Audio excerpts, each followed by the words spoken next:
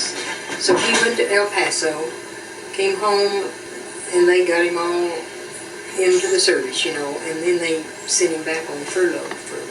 We got married while he was in furlough, and that was the 23rd of August in 1942. Then when did he leave for the service? And, well, he was in the service then. Right. But at that time, there was shortage of help in the fields because they didn't do it all by machine like they do now. And so they turned out school for the kids to work in the fields. And so while school's turned out, I went to El Paso to stay with him. And then when school took back up, we decided I'd just stay in El Paso. So I stayed in El Paso, and then when he left for the desert, they took him to California and Arizona for maneuvers and the like, and there was no place for me to stay. So I came back home, and he finished his training there and went to, I can't remember whether it was North Carolina or Virginia, but he was in both those places. And I never did get to go. And then he got a medical discharge while he was there. So then he came back and we started farming. And we lived out at West Floyd, 15 miles, for 8 years. And we just dried up and go to work. So we came up there, then he would come and we went to Carlsbad, you know, and worked on the streets. We went to Vaughn and worked on the streets because he had a dump truck. And that's the way we had to leave it, because it was so dry we made 2 crops while we lived out there. We lived there 8 years. Some of our neighbors just thought, it's awful we'd move. And I said, well, y'all homesteaded yours and we were buying ours. And there's no way that we can just sit down and make a payment. So anyway, we moved up here in 50. And I've lived here ever since. And 11 years ago, 3rd of February, was when Lauren passed away. Really? So the It's been that long. So the rest of the time. And we had the first family reunion here in 1990. That's the year before Lauren passed away. So, that's it. I didn't realize it'd been that long. It has. Well, let's see. I just have a couple of little questions about. Do you remember when you were a child ever getting in trouble?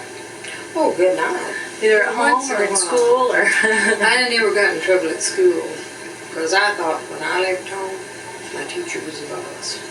If I was on the school bus, my bus driver was the boss. If I was at home, my parents was the boss. If I was at school, the teachers were the boss. So that's just the way we did it. But I went to school, started school at a little 2-teacher school, and we walked to school. Then we went to school there until we went to school in Granbury for a little while before we moved out here, because we moved out here in the winter, and we had gone to school in Granbury till that time because Daddy transferred us to Granbury from that little 2-teacher school because he decided we weren't getting what we needed there. And trying to think of that. I'm sure there's been some. Oh yes, this happened to me one time. I was a little kid, and back then they had syrup buckets and honey buckets, half gallons and gallons, you know. So I was supposed to pick a half a gallon of pecans.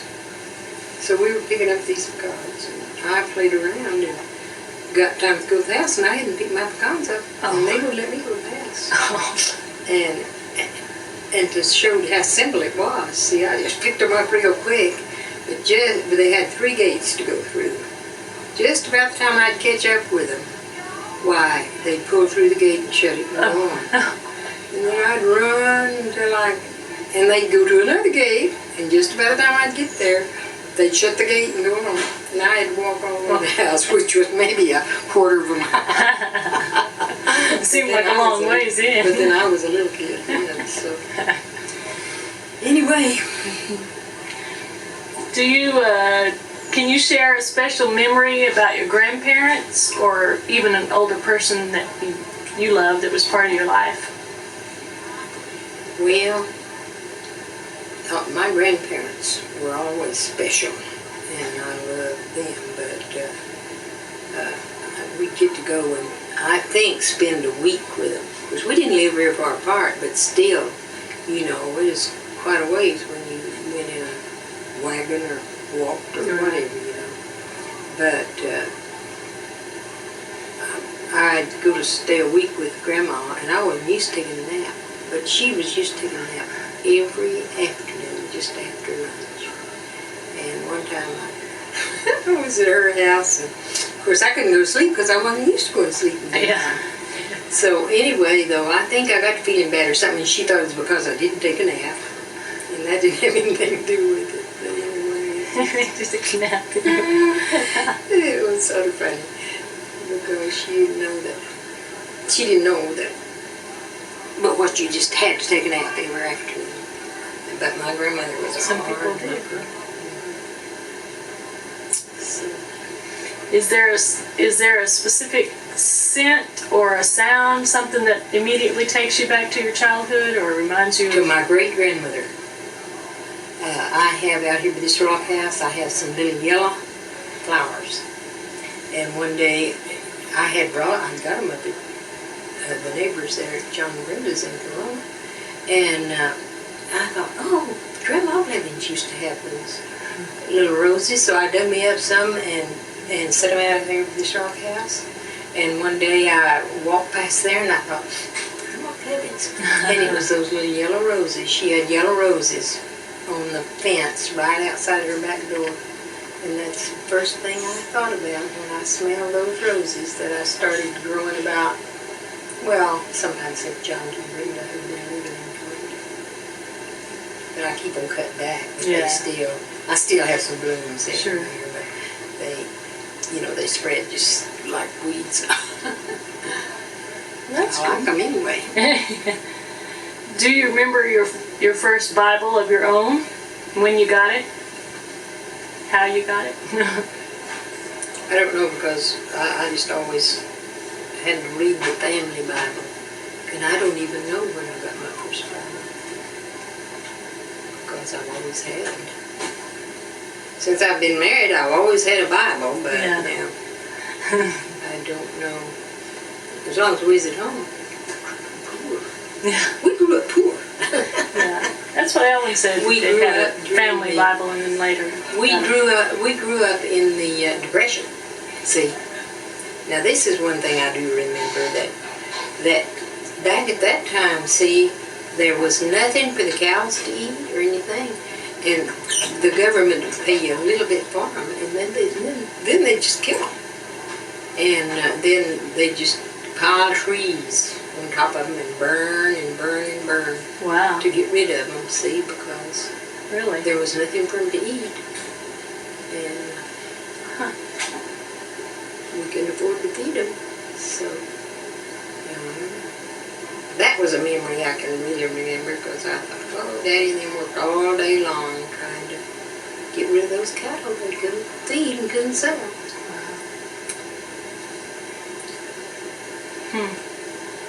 That's something else. Did you ever work outside the home? What was your first job outside the home? When we were growing up, we would hoe for the neighbors for 50 cents a day. Wasn't that a lot of money? And we'd pick beans, because back then they raised a lot of beans for the cannery, a lot of tomatoes for the cannery, back when they had a cannery here, and sweet potatoes. Yeah, and we'd dig sweet potatoes. I've even put the lines around me and guided and run middles Really? in the potatoes and the peas and stuff like that. Drove the tractor even. I used to drive the tractor while Warren run the binder too. Well,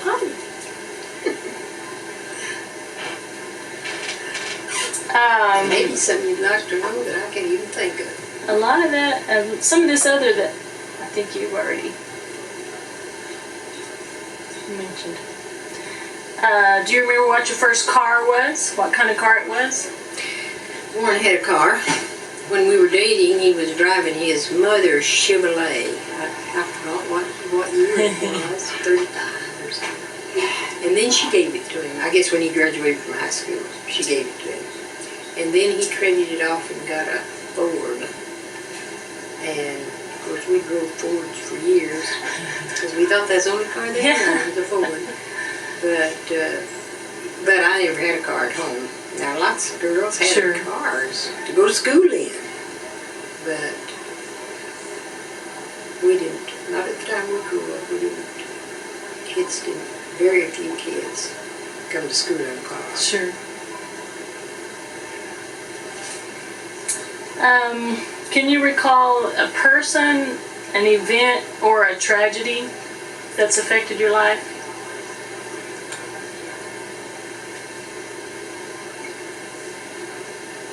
Right now, I can't think of any because, you know, and I don't know if Evan told you this or not, that we had a little sister that died when she was 5. And I just thought that was pretty bad, you know. Sure. Now, I don't know. How old were you? I was in junior high. But she'd had to have special attention all of her life.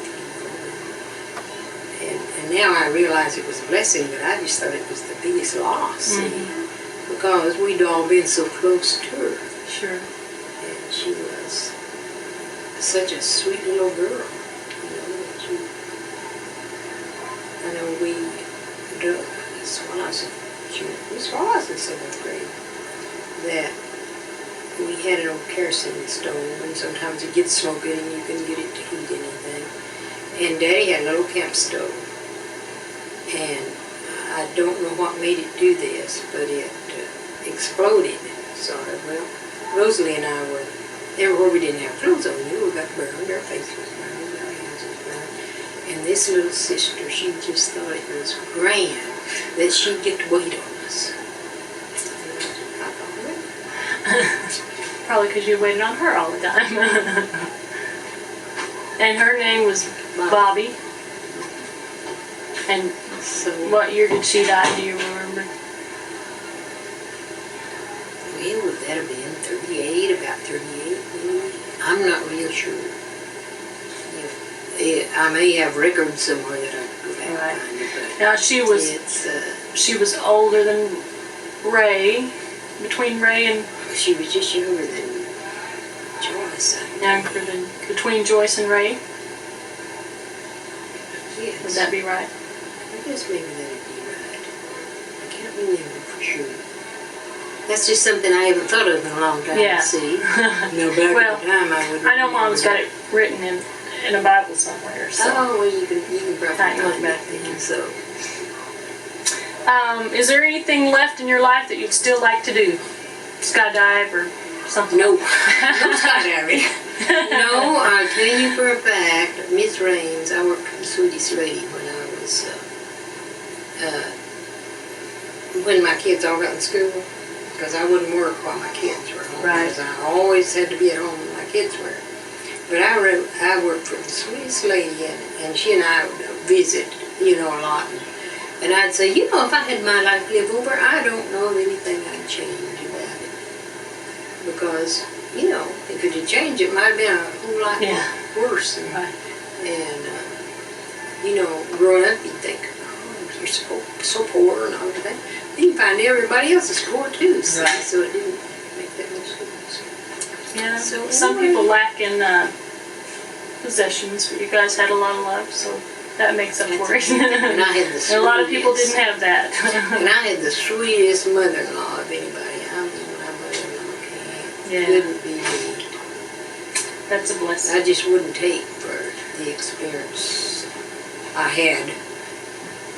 Warren, we like 1.5 years, been married 50 years. And it was just a super life. Well, my last question is, how would you like to be remembered? I don't care what anybody remembers me or not. Well, now a lot of people are going to remember you. You know, I'd like to be remembered as being an agreeable person, but I may not be, so I'd like to be, though. Well, I think you got Just that. because I think people, you know, I just think that we're supposed to live by the golden rule or nothing, that's why. And like I say, I know I haven't, but anyway, I'd like to be remembered as being a... Well, as far as I know, you don't have any enemies, so anyway. you're in good shape. Anyway, I love people, so that's... Well, that's good. Well, that's my last